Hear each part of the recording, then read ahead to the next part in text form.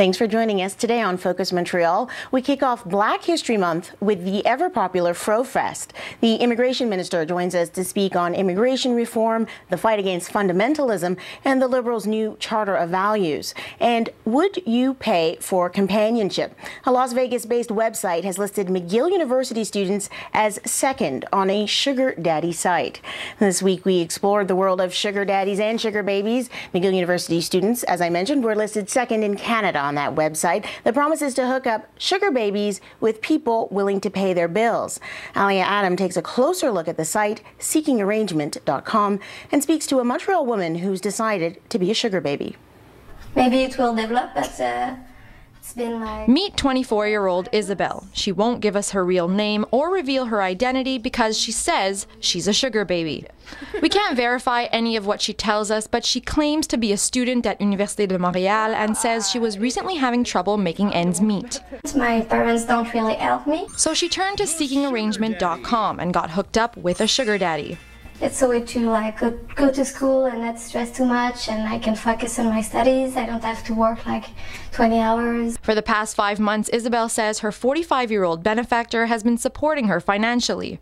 He's paying for the place where I live, and if I need things like if I need laptop for my school, he will buy me one. If I need like a winter coat, he will buy me one. He never give me like money, but he's helping me for what I need. So what's the trade-off? We go supper. Sometimes I make him supper. It's pretty it. We talk a lot. They only see each other twice a month, and she claims they haven't had sex yet.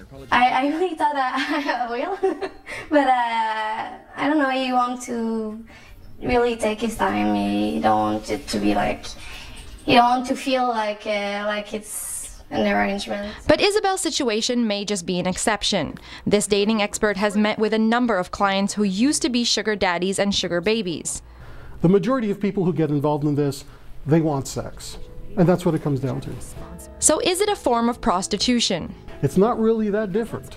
There's still an expectation, there's still an exchange, but it's considered a little bit easier on people's souls to get involved in this manner. Prostitution is illegal, and it's clearly listed on our site and in our terms that we don't allow escorts on the site, and we actually do a lot. We have a lot of mechanisms at play to make sure that those people aren't on our site. According to this ethics professor, arrangements that trade company for cash devalue our real human connections. That's a terrible loss for individuals, and it's a terrible loss for society. I'm very hopeful that the younger generation is going to rethink this and will come back with a different approach to it. Seeking Arrangement insists it's just a dating website that helps people like Isabel find someone who's willing to help out in exchange for companionship and romance. I like the fact that it's honest, because it's not like I was dating a rich guy to get all his money and pretend to be in love with him. You know why I'm here, and yeah, I know why he's here. An option for some, but morally questionable to others. Alia Adam, Global News, Montreal. Joining us to talk about this phenomenon and its implications is dating expert Frank Kermit. Thanks for joining us. Now, you've been doing this for 15 years as a dating expert. What was your first reaction when you heard about this site? I'm not surprised. The fact is that there's always been a section of the population that is willing to pay for companionship, and there's always going to be people willing to take the money and offer companionship. This is nothing new. It may be a bit shocking for some people because you would think, why would students from a university do this? Oh, it must be tuition. There were people involved in this type of arrangements long before people were going to universities and having tuition to pay. The idea of, I'm going to exchange my companionship and whatever that may involve, whatever is going to be negotiated, that's as old as time when it comes to humanity. And, you know, it's kind of touched on it in the story, but is it prostitution? It's as close to prostitution as you can get. The idea, though, is that it's set up in a way that makes people feel better about themselves. People normally assume that prostitution is you meet somebody on the street, offer them money for some sort of sexual favor, and then you never see the person again. The fact is, at the very core of it, they're very similar in the sense that when the sugar daddy can no longer pay his girlfriend, as it were, they can't offer him the same brand of companionship. So that's, in that way, it's exactly like prostitution. The issue for me is not that it's like prostitution. The fact is, I personally believe prostitution should be legal. That's not the issue for me. The issue I have is that the way this site and many other sites like it try to market this as, oh, it's so wonderful, it's this fantasy of no consequences, it's going to be great for everyone involved. Right. The fact is that there are real risks and there are consequences to these type of choices that people make that they're not being warned about. What are some of those consequences, if even if sex isn't involved in this type of arrangement? Even if sex is not involved, okay, number one, the fact is that once you engage in something like this, it might not be something that you want future people in your life to know. A lot of the girls aren't thinking in terms of, well, maybe it's something that I don't want my future husband to know. Right. Maybe I'm going to go down a career path that I wouldn't want my future employers to know.